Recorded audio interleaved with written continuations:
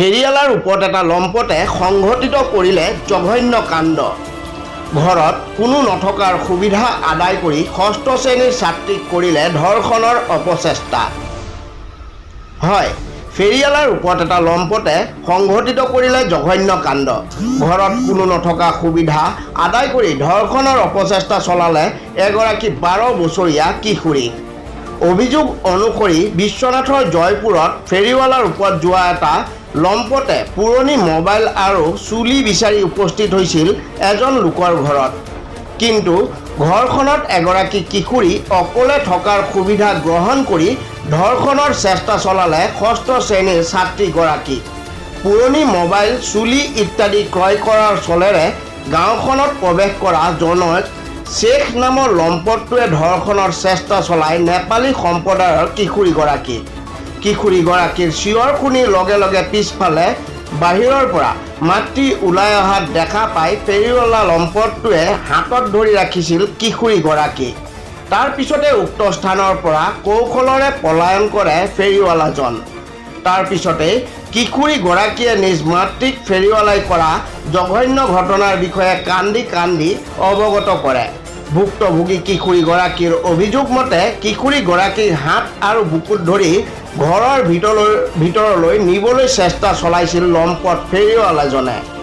এই ঘটনা পোহৰলৈ অহাৰ লগে লগে গাঁৱৰ ৰাইজে উপস্থিত হৈ লম্পটটোক ধৰি উত্তম মাধ্যম সোধাই গতাই দিয়ে আৰক্ষীক। ধৃত ফেৰিৱালাজনৰ ঘৰ পশ্চিম বংগত আৰু বিশ্বনাথ চাৰিআলিত ভাড়াঘৰ লৈ ফেৰিৱালা হিচাপে গাঁৱে গাঁৱে ব্যৱসায় কৰে বুলি জানিব পৰা গৈছে। যোৱাকালি সংঘটিত হোৱা এই ঘটনাৰ কথা জানি ইতিমধ্যে ভুক্তভোগীৰ ঘৰত উপস্থিত হৈ আছু বীৰ লাচিত সেনাৰ প্ৰতিনিধি আৰু লম্পট ফেৰিৱালাজনৰ বিৰুদ্ধে কঠোৰ শাস্তি প্ৰদান কৰাৰ দাবী জনায়। আমি জয়পুৰ বনগাঁৱৰ যি কাণ্ড হৈছে এই কাণ্ডক একেমুখে ধিক্কাৰ দিছোঁ আৰু গৰিহণা দিছোঁ।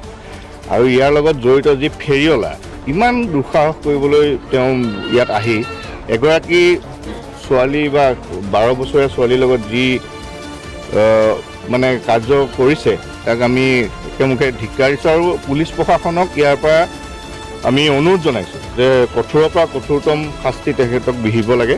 কাৰণ এনেধৰণৰ ফেৰিৱালা বিভিন্ন সময়ত আৰু বিভিন্ন ঠাইত আমি দেখিবলৈ পাওঁ। আৰু যদি এনে মানসিকতাৰে তেওঁলোক আহে তেতিয়াহ'লে আমাৰ উঠি অহা আমাৰ যিসকল ভগ্নী আছে তেখেতসকল সুৰক্ষিত নহ'ব বুলি আমি অনুভৱ কৰিছোঁ।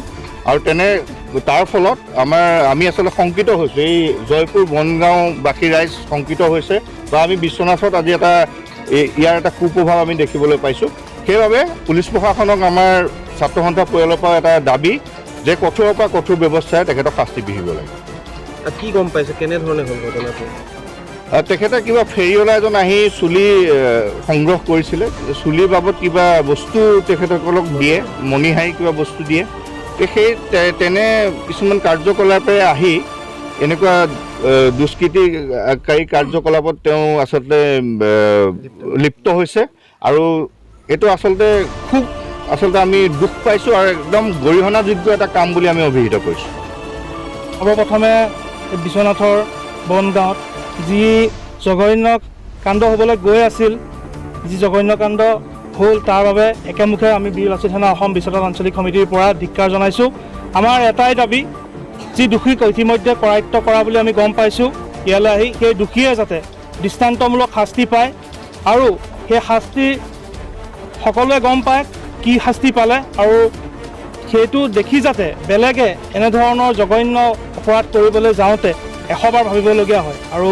আৰু আন এটা কথা কওঁ, এই বাহিৰৰ পৰা অহা যি ফেৰিৱালা আমি গম পাইছোঁ, বাহিৰৰ পৰা অহা চুলি সংগ্ৰহ কৰা এক ফেৰিৱালাই তেওঁ স্বাধীনতা হাত দিয়াৰ চেষ্টা কৰিছিল, তেওঁ গাত হাত দিয়াৰ চেষ্টা কৰিছিল, যি এজনী কিশোৰী অপকৰ্ম কৰাৰ চেষ্টা কৰিছিল। ওচৰ চুবুৰীয়াই দেখাৰ বাবেহে তেওঁ প্ৰথমপি সাৰিবলৈ সক্ষম হয়।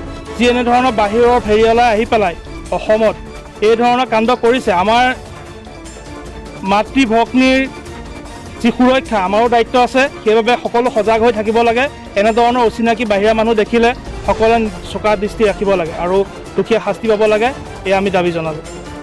হয়, আমি শুনামতে ইয়াত যি কাণ্ড হৈ গ'ল কালি, ফেৰিৱালা এজন আহিছিলে আৰু যি দুষ্কৰ্ম কৰি ইয়াত গ'ল, চ' আমি সেই ঘটনাটোক আমি তীব্ৰ ভাষাৰে গৰিহণা দিছোঁ আৰু তেনেধৰণৰ কাণ্ডবিলাক যে যাতে বেলেগ দিনবোৰত নহওক, তো মই চৰকাৰক আৰু আমি গোটেই আঞ্চলিক গোৰ্খা ছাত্ৰ সন্থা আঞ্চলিকৰ তৰফৰ পৰা আমি চৰকাৰ, ন্যায়ালয় আৰু সকলোকে আমি অনুৰোধ জনাইছোঁ যে কঠোৰতম শাস্তি প্ৰদান কৰা যাওক আৰু অতি সোনকালে দোষীক শাস্তি প্ৰদান কৰি আমাক ন্যায় এটা দিয়া যাওক। আমি গোৰ্খা ছাত্ৰ সন্থাৰ ফালৰ পৰা আমি সেইটোৱেই বিচাৰিছোঁ। ঘটনাটো কি গম পাইছিলে আপোনালোকে? ঘটনাটো আমি গম পোৱা মতে ফেৰীৱালা এজন আহিছিলে ইয়াত। ফেৰীৱালা আহোঁতে ঘৰত মা দেউতাক নাছিলে। মা দেউতাক নথকা অৱস্থাত ছোৱালীজনী অকলে আছিল। ছোৱালী সৰু 12 বছৰীয়া ছোৱালী এজনী। তো ছোৱালীক তেখেতে হাত পাত দিলে য'তে ত'তে। তো ভিতৰলৈ টানি নিয়াৰ অৱস্থাত ওচৰৰ বাইদেউ এজনীয়ে দেখি তেখেতক দেখাৰ কাৰণে এৰি দিলে।